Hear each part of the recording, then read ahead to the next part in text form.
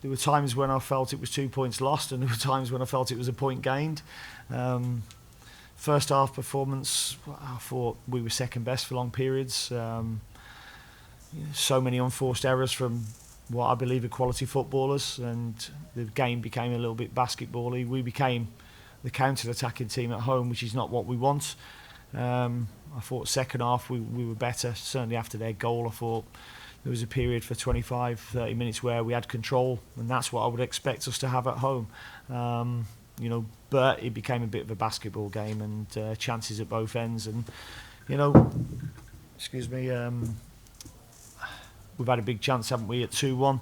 I think Vards has hit the bar, and we've had the penalty. That may change the game, but we'll see. And what about that penalty decision for Maddison to take it? Normally Vards is the designated penalty taker, and Yuri's been taking them in his absence. Both are on the pitch.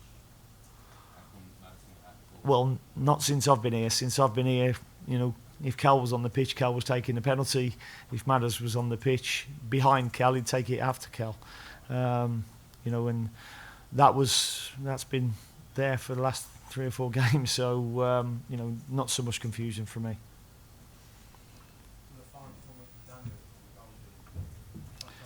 Yeah, he made some really good saves, and it will give him not just him, but the players in front of him some confidence. I think we've protected him really well in the first 3 games. Not so much, obviously.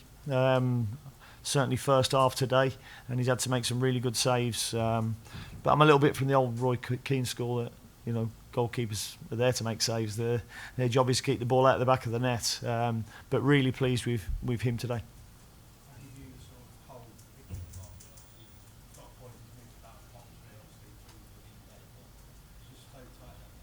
Yeah, well, I never thought this game, if we'd have won the game, would make us clear of being out of the relegation zone. And I also don't think if we'd have lost the game, there's still points to play for, 12 points at that. But I was disappointed because I just felt we were second best for the first half, and it's probably the worst we've played, in the 4 games I've had. And that includes, City as well, the Man City game.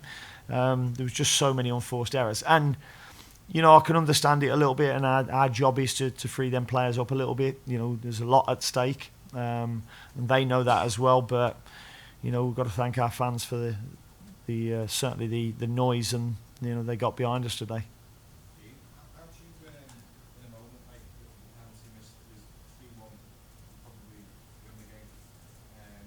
How do you not have to stop that? Having that goal forward, how do you banish that? I know it's gone. You can't change it. You just said that in the dressing room. The important thing, we've just played Leeds and we've just played Everton today, and we've got 2 points out of it. But if we'd have won one and lost one, would that have put us in a better situation? We don't know, because one of our rivals would have got 3 points as well. So, the league at the moment is, a real tight one at the bottom. We're pleased to be out of it, but we know we will play better. There's more to come from us, that's for sure. You said about Maddison being the designated penalty taker, being actually injured. Is that something you've decided, places of training, if they've been practicing penalties in training? Is that how you come to the decision?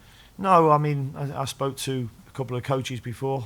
Well, as soon as I got here, who's on penalties, and it was, Kel, Madders, they were the 2.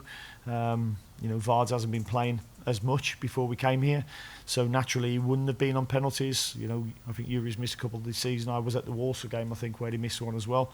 So, listen, he's our top goal scorer, and if he scores, nobody's even asking a question. Fortunately for Everton, the goalkeeper stood up in the middle of the goal, which not many goalkeepers do. So it happens. What was the mood like at half-time? Obviously you were in front of that, because that came just before the break. It felt like, you saw people were celebrating as they were going for half-time. Was the mood a bit down after that? No, the mood was a little bit down because I didn't think we'd played well first half. As I said, I thought we became a counter-attacking team, but we looked at real threat as a counter-attacking team. Vards has hit the bar, we've got the penalty, and other chances. But, I expect us to have more control in that first half. So, the team talk didn't really change. Obviously, it'd be a bit more buoyant if you got a 2-goal advantage. As it was, we had a 1-goal advantage, but unfortunately didn't defend a cross well enough and they punish team. They put a lot of crosses in the box, and you have to defend it. And unfortunately we didn't defend that one well enough.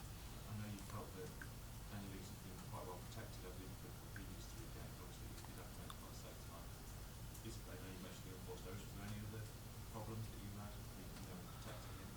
Well, we had to flip the system a little bit. I just felt the 3 midfield was getting bypassed too much. They obviously play up to Calvert-Lewin and play off him, and I thought their 2 wide players were getting into spaces that we hadn't covered into the half spaces, so we put Yuri as a 10, and I thought that helped us a lot more then.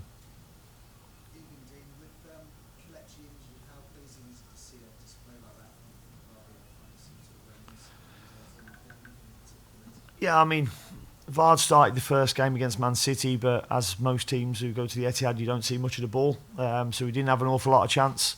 But played against Wolves and won the penalty.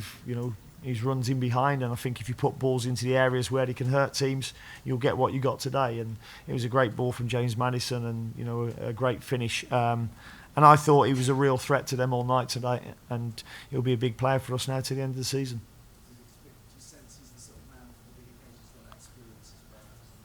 I just sense that he's hungry, to be honest. There's a lot of people ready to write him off as a 36-year-old whose legs have gone a little bit. I think he's proving to everybody that he's not. It's a conversation. I've got a week to sort that out.